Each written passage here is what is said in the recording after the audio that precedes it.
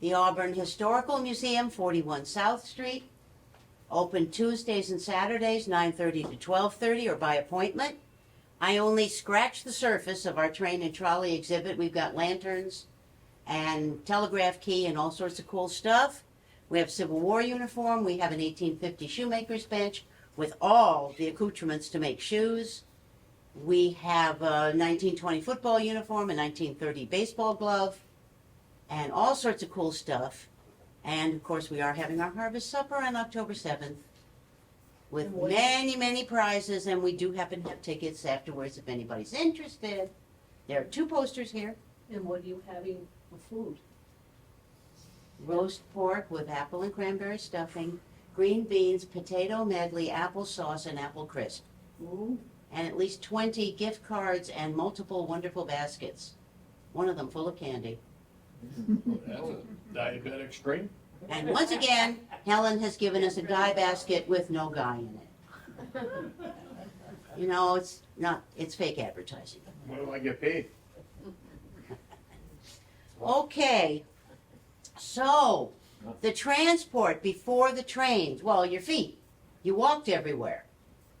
When we finally made peace with the animals, you could ride. Rafts and boats came about just about as soon as people did. Ooh, water, what can I do with that? Once we did tame the animals, we had carts and wagons, and of course rivers, canals, barges. Then came trains, then came trolleys, then came the car, the truck, and the plane. An average person can walk 20 to 30 miles in a day, but not for many days in a row. An average horse can do 25 to 50 miles a day, but again, not several days in a row. A horse can run really fast for 1 or 2 miles, but all these movies about galloping for hours and hours, you can't do that. No horse can do that. A horse-drawn cart can go 10 to 30 miles in a day. Then you need a fresh horse. A horse team pulling a heavily loaded cart can go 10 to 20 miles in a day. On the other hand, a cargo boat, which goes 23 to 28 miles an hour, can do 522 miles in a day and keep going and going and going, as long as they have plenty of fuel and a fresh crew. So obviously water's the way to go. The first shipping we know of was the 3rd century BCE. Cheaper to send by sea, obviously. You load it on a ship. You don't have any water, you can make a canal. Or you can use camels or donkeys or horse-drawn wagons. But it's slow and it's dangerous. Of course, there are thieves. And back when we're talking about in the early times, they didn't have shipping boxes that fit on a camel. You tied everything up in a bundle. Well, if you didn't tie it tight enough, you'd be dribbling your stuff all the way down the desert, or people would walk by and help themselves. So, and if you did it in the United States, it took months to get across country. Canals went back to 4000 BCE in Mesopotamia, which is Iraq and Syria. 2332 BCE in North India, and it took Egypt and China till 481 to get things done, because they counted backwards. The Hohokam people of Arizona built canals around 500 of the Common Era. Travel by water is cheaper and faster, and the same for shipping goods. But it's maybe sleeper and faster, but you're poling the thing with a pole or an oar or going with the flow of the current. We're talking 7 miles an hour, which, when you figure it all in, is faster than a horse. And you can go for longer periods, but you have to stop at night because you can't see. And a tree could have fallen into the water, a boulder could have rolled off, and there could be bandits on either side of the canal. Sails were invented around 2000, 5000 BCE, and that helped with speed, but they didn't really know how to control them. I like to go that way. No, really, I mean that, oh God. Canals became common in the U.S. around 1790, mostly to go west. Now the Erie Canal, you've heard of the Erie Canal in New York. That's 363 miles. It opened in 1825.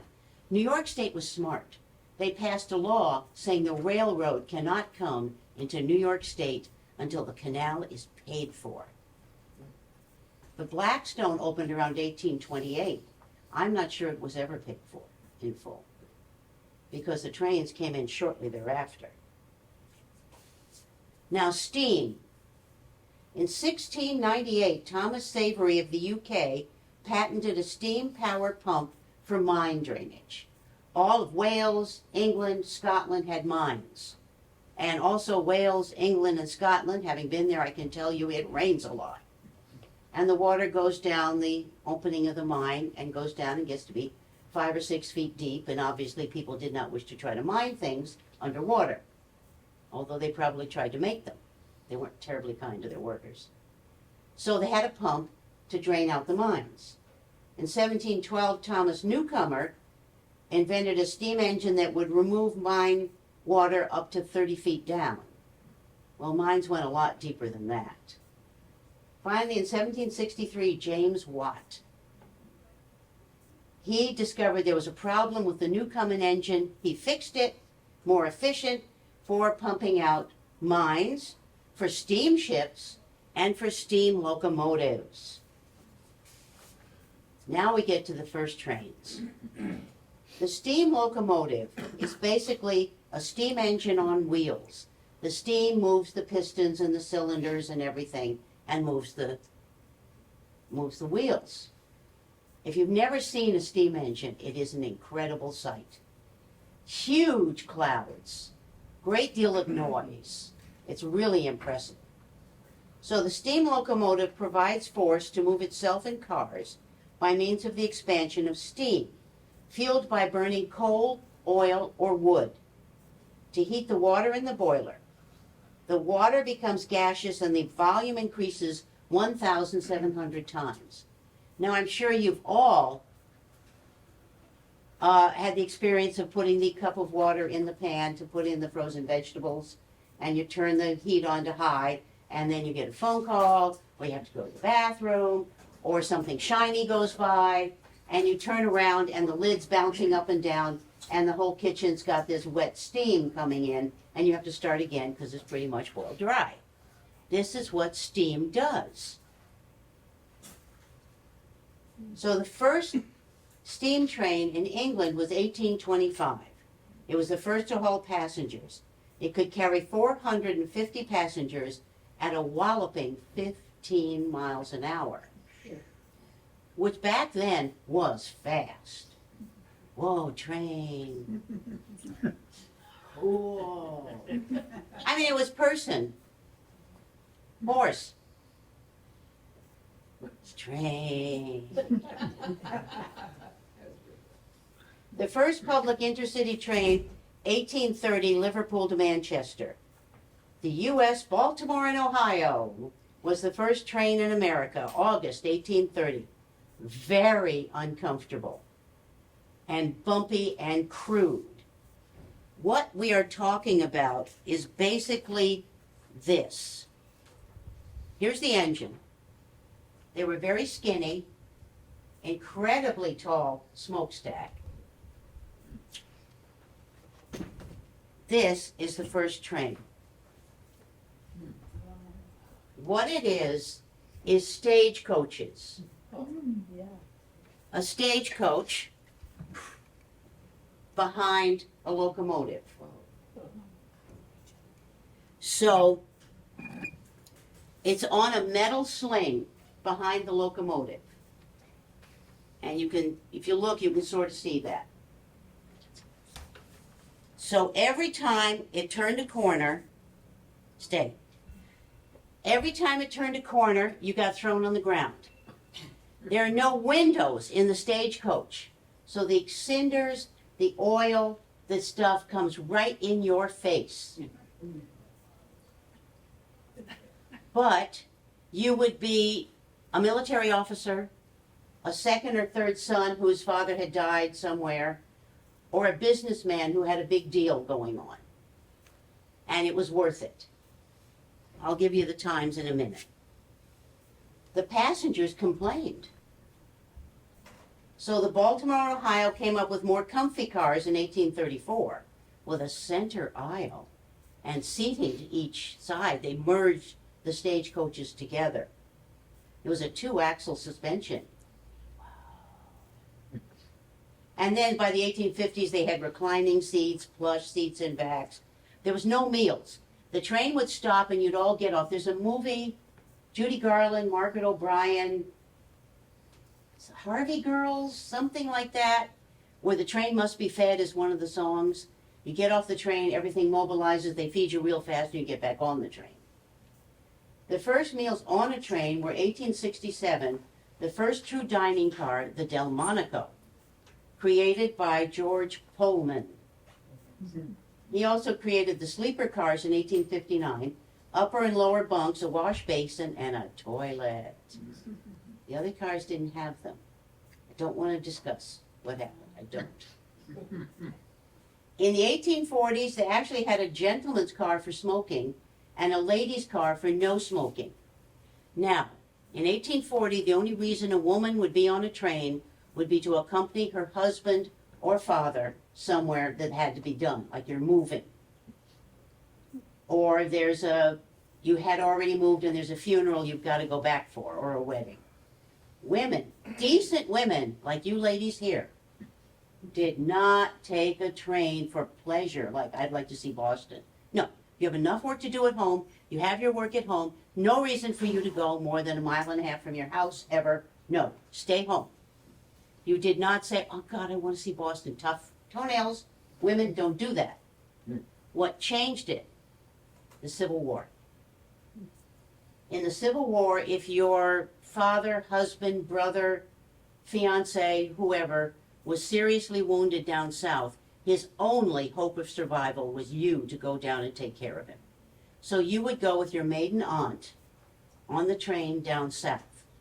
If it was very bad and you had no maiden aunt, you could go by yourself and still show your face in church when you got back.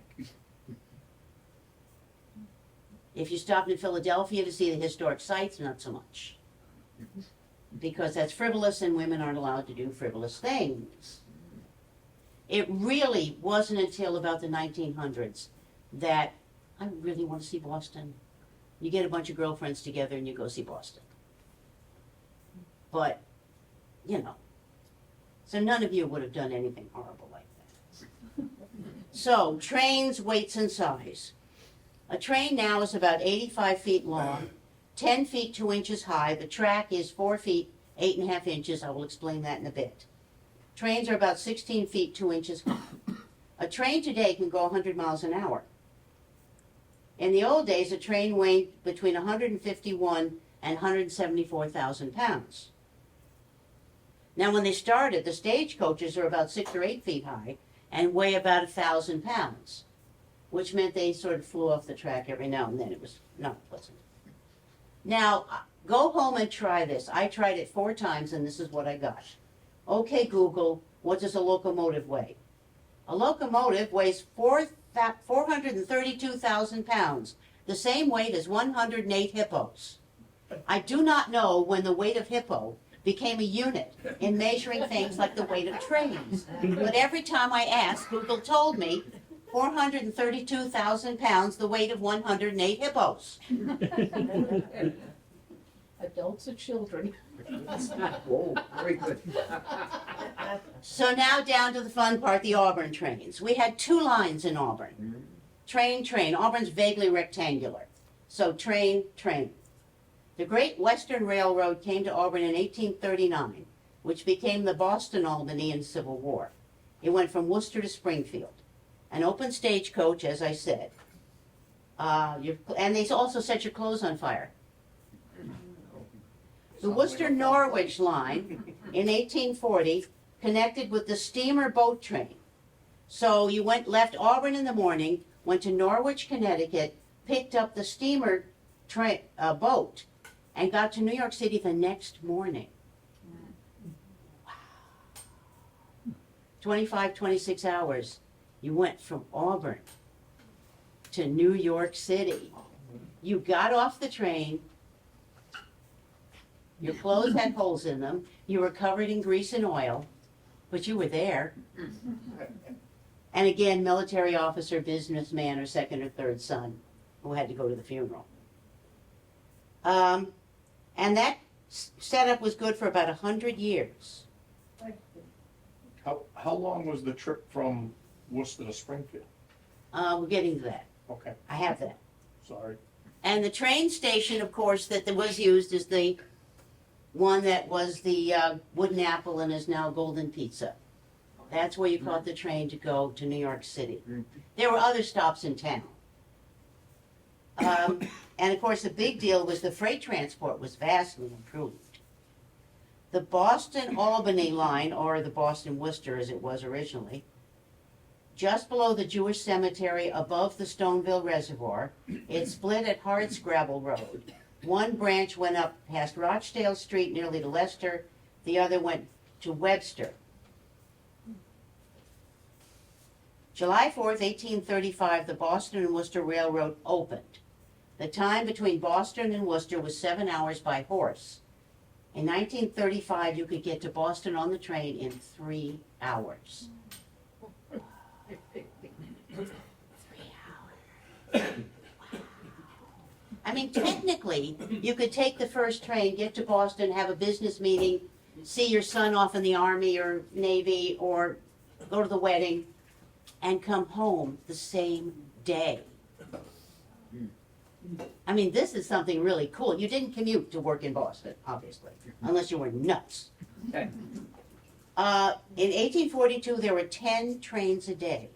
It was the fastest mode of transportation at this time.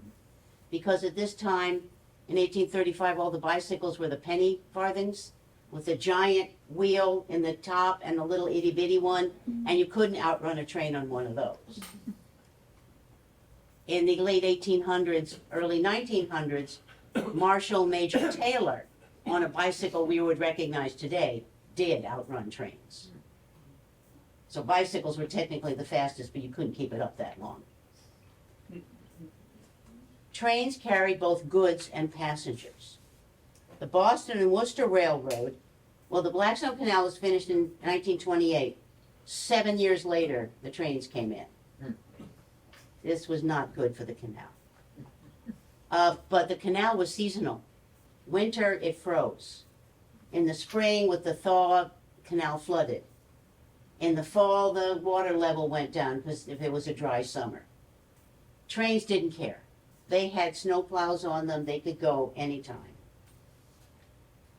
They changed their name to the Boston Albany. They entered at Jamesville and exited into Rochdale. The Webster branch had a freight station located near West Street. And everything behind the Auburn station, where the Golden Pizza is, was warehouses for train freight in and out and in and out. The Webster Junction, the Boston and Worcester, Boston and Albany, near the end of Hardscrabble Road. Where are you? Sorry. Oh, here we go. It was a big tower. And there were the trains could come in and you had to see them because that's where the switch was that changed it from one track to the other. And it wasn't terribly automated. So a railroad family had a house the railroad gave them next to the tower. So they'd spot the train. In the winter, they had to have boiling water, run out, pour the boiling water on the switch because it was frozen solid, and then pull the lever before the train got there. Yeah, there was a couple of times when something very unfortunate happened. The flood of 1955 took out the Webster line, which was never replaced. The landmark tower was demolished in 1960. But it was there up until 1960 on Hardscrabble Road. The Norwich and Worcester Railroad had the track laid in 1939, the first train in 1839, 1840. This railroad brought Auburn the first sizable immigrant population. The Irish came, the first Catholics ever seen in the area. Oh, wow, look at them. They look like people. And once the railroad was done, some Irish stayed here to work in the mills. New industries came in. A lot more wire work was done here in Auburn. The Auburn Depot was built in either 1839 or 1840, probably 1839, moving into 1840. The Norwich and Worcester ran from above Southbridge Street down by Auburn Street and Drury Square, over Elm and South Street to Oxford.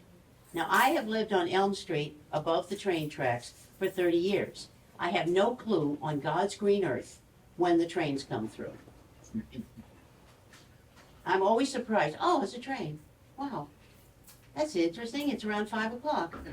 That happens every day. It's terribly sad. We had a lot of train stations. Maywood Crossing at Cedar and South Street. It had a large shelter there. We have at the museum the Maywood Crossing sign, big wooden sign. The Golden Pizza station. Eventually that line became the New York, New Haven, and Hartford Railroad. And it was open in the 1840s. You could go in, it was a full service, you could buy tickets, you could sit out of the rain, you could talk to all your friends. It was great. The ticket agency closed in 1928.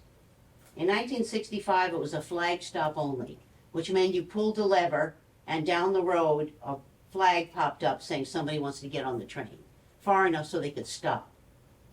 You didn't have to like run and grab it or anything. Now it's Golden Pizza. It was only freight pretty much in the 60s. Stone's Crossing had a flag stop. A lot of places. The raw materials coming into that station, all the lumber for Pond Lumber, at least 30% of their framing and lumber came in that way. Kamasi Brothers got all its brick by train, except the stuff that was local that came in on trucks. Some had private side tracks that the trains came through. Kesley and Morse got their bulk cement on the train.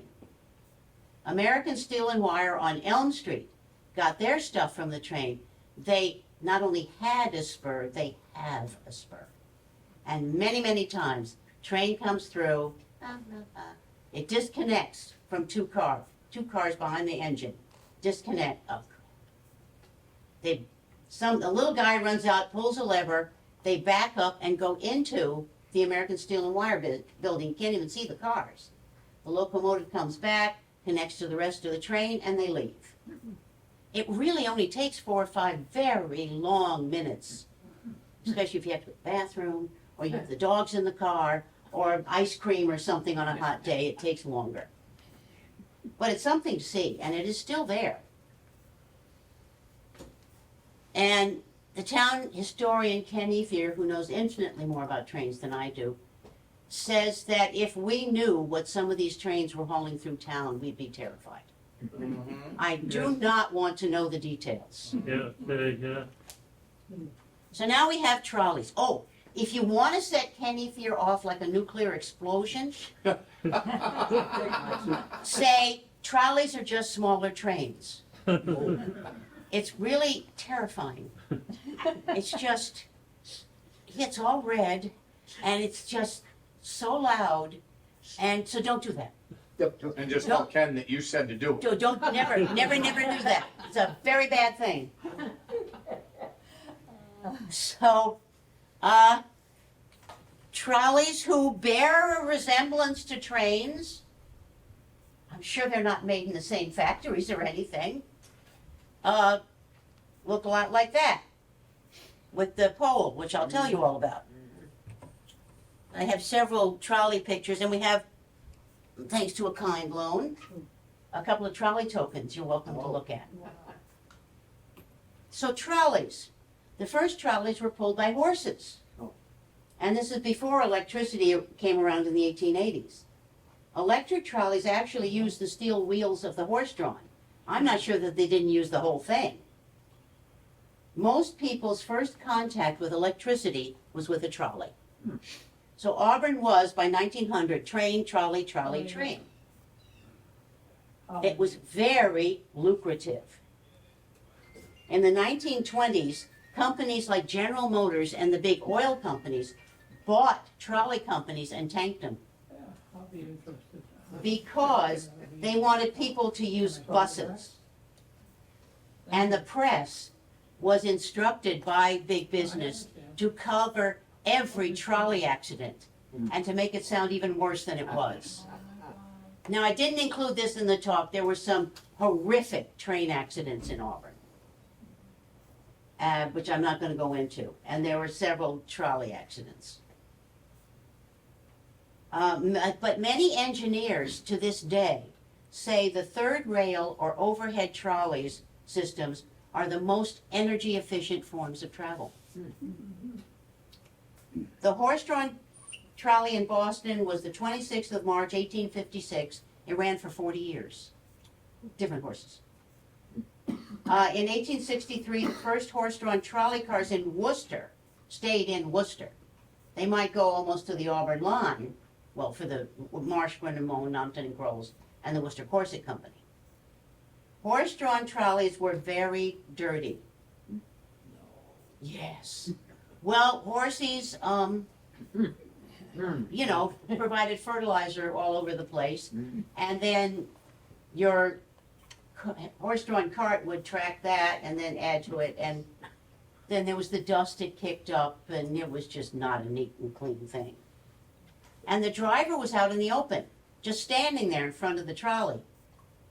And that was continued with the electric trolleys. I think I'd rather have that today than these people driving down the road with their cell phones and putting their makeup on. Yeah. So the Worcester to Webster route ran from Worcester to Hampton Street, to Southbridge Street, to Drury Square, down Auburn Street to Central Street, just down the road. You can see all the pictures. We have some, I brought the Auburn book. There are pictures you can tell. Just going right down the street. That's Bryn Mawr. Just to up Meadow Street to Southbridge and out to Oxford. So it sort of went. The other one, the Worcester Southbridge, went down Pinehurst through Prospect Park to Bryn Mawr, to Blaker, and then met with the Webster bench. So as two halves of town were covered. The electric trolleys, the first one in Worcester was 1891. Now there wasn't a lot of electric stuff. Most people didn't have electricity in their houses in 1891. Some businesses did. The street lights were electrified as early as they could. The electric company said, you're going to do what, where? No, we can't do it. We cannot come up with that much electricity. Thank you so much, bye. So the trolley companies had their own power stations. And that was it. The first trolleys were made of wood, were about 30 feet long and seated 20 to 30 people. They had steel wheels and ran on metal tracks. The electricity was delivered through the overhead wires, 600 volts of DC. The word trolley comes from the little trolley wheel on the end of the trolley pole that connected to the electricity. That was actually the trolley. And everybody's called the whole thing trolley, because, you know, why not? One power station could take care of 200 miles of line. So we had a couple. They weighed about 23,000 pounds. 30 feet long, 7 feet wide, 8 feet high. But they were mind-numbingly unstable. They were on the tracks that were 4 feet, 8.5 inches wide. But I've told the story many times about Pinehurst Park and the gang that got off the trolley because they were yelled at and rocked it until it fell off the tracks. This was not uncommon. They had a coal stove for passengers, and many of them had teeny tiny little toilets. The track width, 4 feet, 8.5 inches.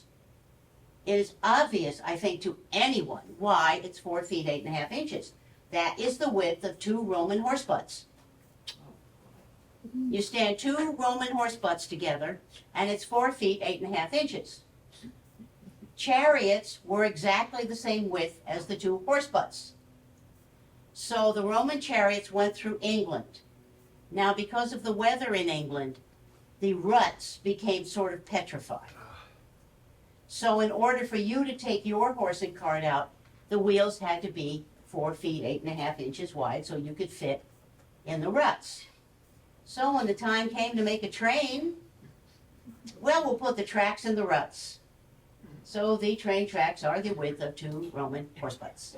That's interesting. Yes. Yeah. Now, train owners wanted the trolley width to be 5 feet, 2 inches, because they didn't want trolleys hauling freight.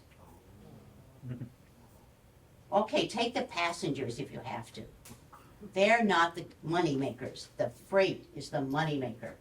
So you idiots can have the passengers and electrocute them, or, which of course they put out. You couldn't get electrocuted if you get on a trolley in the rain. Hello.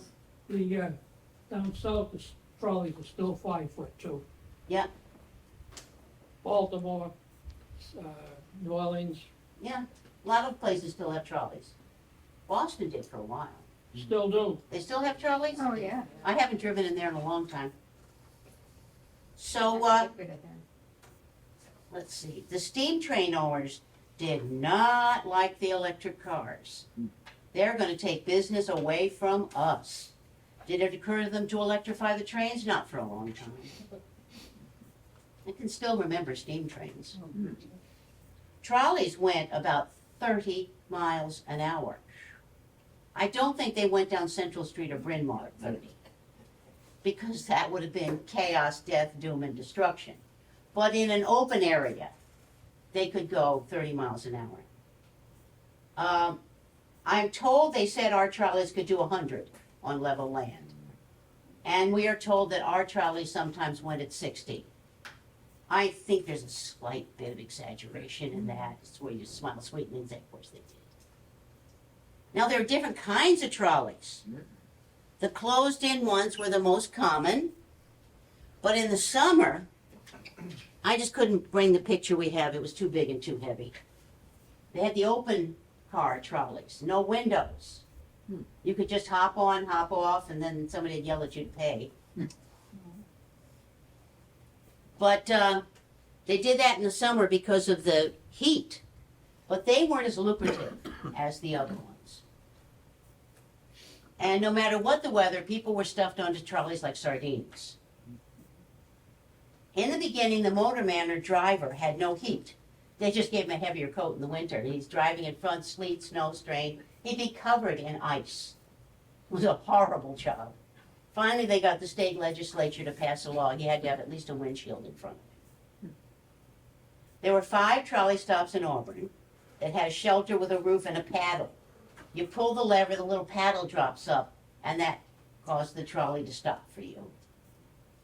You could get from Worcester to Charlton in 45 minutes. The power station on Pinehurst Street, which was steam powered, changed alternating current to direct current. You had to use direct current because trolleys running on AC had a tendency to run away, and you couldn't control the speed, and it was sort of like, here comes a trolley, whoa. Problem with that one, so to keep it safe, you had to go with DC. They tried electrifying both tracks running down the street, and then it rained. And Horses died. yes, they did. Yes, they did. It was awful. So they said, okay, this is not going to make us very popular. That's when they came up with the pole and the trolley wheel and the above. So that way it's perfectly safe to dance on the trolley tracks in the rain. Nothing bad is going to happen to you. Now, of course, the subways have a third rail that is electrified. We do not go on those. And we have a book at the museum written by Ken Holstrom about the history of the fire department. And he notes the great proliferation of brush fires as soon as the trains and trolleys came through. There were sparks. The original early trains, of course, caught fires everywhere they went. But even the more modern ones, yeah, there's sparks, there's oopsies, yeah. The trolley in 1900 ran down Central Street through Auburn Center. The Worcester and Southbridge Street Railway arrived in 1902. And they both carried students and commuters. Auburn had no high school till 1935. Up until the 1880s, you didn't need, 8th grade is great. I can read, write, arithmetic, I got some vague idea of geography. I can work, it doesn't matter. But once you get past 1860, 1870, you've got all the machinery in the mills. You've got this newfangled electricity. I personally want to go to high school. And if you wanted to be a doctor or a lawyer or a minister, you really needed to go to high school. So Auburn paid your tuition to take the train or trolley to Worcester, to either Commerce High, Classical High, or South High, depending on what you wanted to do with your life. So the students would take the train or the trolley in. Trolleys were easier, cheaper, and came more often. And the trolleys also had a joint venture called the Worcester Consolidated to bring the mail and the milk. The mail to Auburn and the milk from the dairy farms to Worcester for processing. You could load it on the, and you put passengers' milk. I have to get out now, tough. The trolleys took the kids to school except in the winter, where the trolley could not make the hill on Central Street. So kids there had to get off the trolley and go over to Golden Pizza to take the train to Worcester. It gets worse. The Worcester to Webster Electric Railroad went from Webster through Oxford and Auburn and ended up at Worcester City Hall. First car, April 1st, 1900. At the time, Southbridge Street was known as the State Road. So they had to get permission to run the trolley tracks over it. Well, there was a small problem. The New York, New Haven, and Hartford Railroad ran across Southbridge Street. Now, it is not physically possible to have train tracks this way and trolley tracks that way, because it doesn't work that way. So what you did, you were on the trolley, you stopped at the train tracks, you got off, you crossed the train tracks and picked up another trolley, which may or may not have been there. So finally they built the bridge, the Drury Square Bridge, which is there to this day. That goes over the train tracks. And the trolley went over that. It worked. Yeah. So just imagine trolley time, stop, cross the train tracks, wait, train. Okay, go. There's no trolley. It was, yeah. The Worcester Street Railway in West Auburn went past the stone crusher. And the stone crusher, there we go, was 90 feet high. And it used hydraulics to crush rocks into gravel for train beds. The ruins are there to this day. I've been there twice. It really is a fascinating thing. And there's a railroad spur that comes in to pick up the stone. But what they did is first you put down gravel, then you put down the cross beam thingies, and then you put down the railroad tracks, and you fasten the railroad tracks in with these. And where is this located again? It's in Auburn, in the woods, behind the Jewish cemetery. You get to it, you go off of, Dale? Hmm? Dale Street? yeah, Yeah. around in there. It used to be, there used to be an entrance to the Jewish cemetery from Auburn. But there was a painfully unfortunate incident with a horse-drawn funeral procession and a train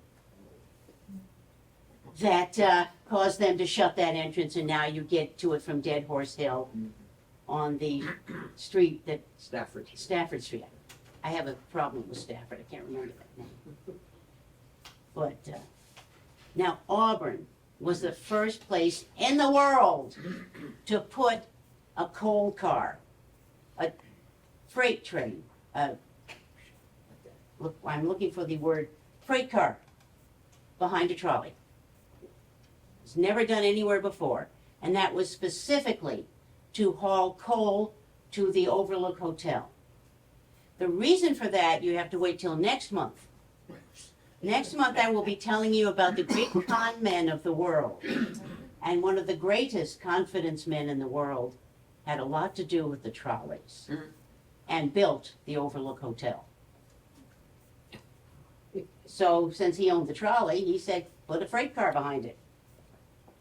And they tried changing gauges and stuff, and of course the railroad had a snit. But they pointed out quite logically, there's no train that goes past the overlook. And I'm sure they didn't say trucks haven't been invented yet. Because that's probably not something you'd put in a conversation in around 1902 or 3.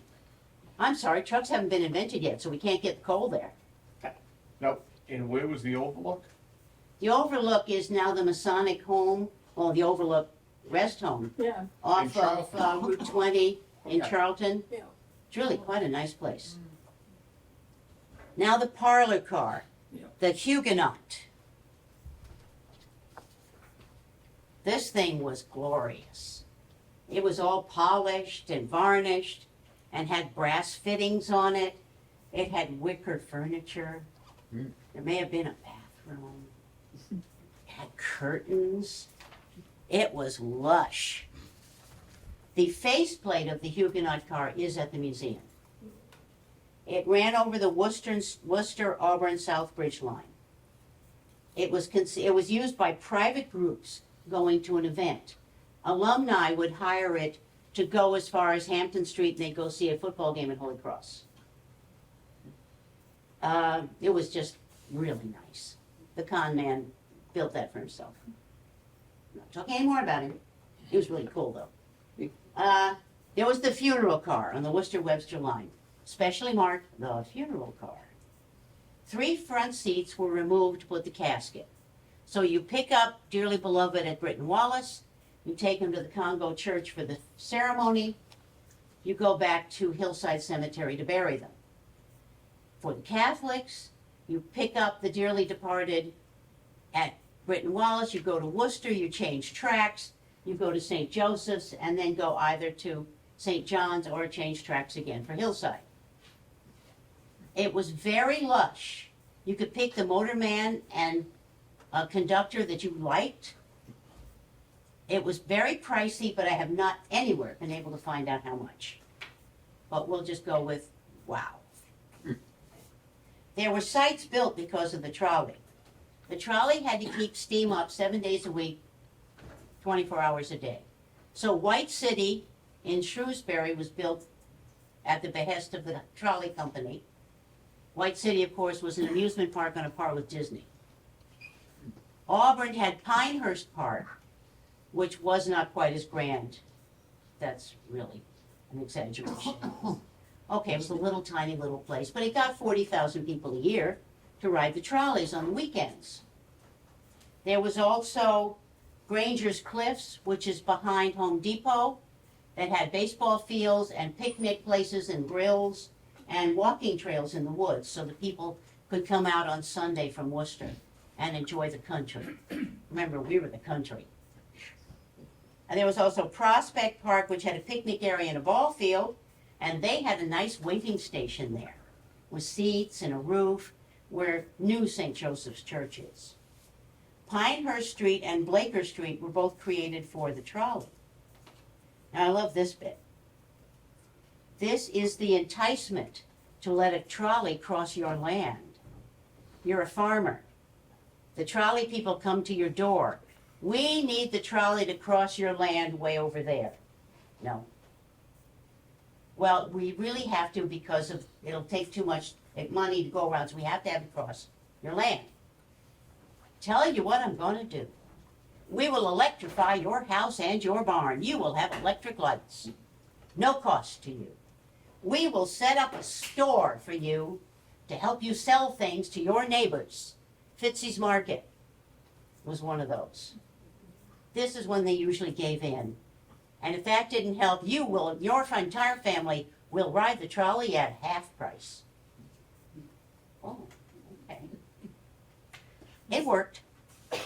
The first Congregational Church in Auburn would have 2 trolleys once a year, the summer ones, to take their parishioners for an outing to Webster Lake. And other organizations like the Elks and the Masons, well, not the Masons, they're too late, but the earlier ones, Rotary, Grange, would often rent the summer car to take their people. And the Worcester to Springfield line had 4 cars on the interurban system. They combined trolleys. Excuse me. They had a toilet, and when it flushed, it just dumped it on the track. Mhm. so you didn't flush in the station. Mm-hmm. On the other hand, they're right in front of Place. your house. Be sure you look before you cross the I'm train. okay, I'm all right. They had heat, coal, or oil. They had to have the heat. Because in the winter, they sometimes got stuck for 2 or 3 days. And the men on the trolley would then have to get out and go to the nearest farmhouse to get food and water. And I don't want to know what the underside of that trolley looked like after 2 or 3 days. The end of the trolleys. The Worcester to Southbridge Trolley Company was short-lived. It had financial problems. That's next month. This line and other small trolley companies were taken over by the Worcester Consolidated and the Springfield Railway, who joined together. They ran cars 58 miles Worcester to Springfield, New England's longest trolley. 3 hours each way. That's not bad. I can go to Boston 3 hours. I can go to Springfield in 3 hours. It was party time. Unless it was the winter and you didn't get stuck between Worcester and Boston. Worcester and Springfield, yes. So plan for 2 or 3 days. After 1927, the route was shortened from City Hall, Worcester to West Street in Auburn. And 1935 was the last car. There are still trains, as we've said, that come through Auburn carrying God knows what. But these trains are upset-proof, so they can't possibly derail in Auburn. That may have been a lie. But anyway, that is what I have to tell you about the trains and trolleys in Auburn, and I hope you enjoyed it. Please come look at the pictures. We have the Bryn Mawr line, dozens of pictures of the Bryn Mawr line, and also the train and trolley section of the Auburn book. And an actual train and a